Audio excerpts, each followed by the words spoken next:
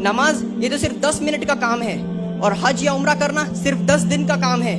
पूरे महीने भर के रोजे रखना सिर्फ 30 दिन का काम है।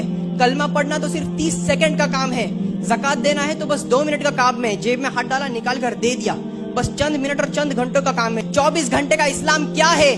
24 घंटे का इस्लाम हमारा अखलाक है, हमारा किरदार है, हमारा अदब और झुकाव है, हमारा रिस्पेक्ट देने का तरीका है, और हमारा किरदार ही ये दलील देता है कि हम एक सच्चे और वेल एजुकेटेड मुसलमान हैं। भले ही आप अपनी लाइफ में आगे बढ़ जाओ, पैसा, दौलत, शोहरत आप लोगों की लाइफ में सब कुछ मिल जाए, लेकिन अगर आपका कैरेक्टर सही नहीं है, अगर आपका अखलाक सही नहीं है, तो अल्लाह की नजर में आप पूरे इस दुनिया के लिए सबसे बड़े गरीब इंसान हैं।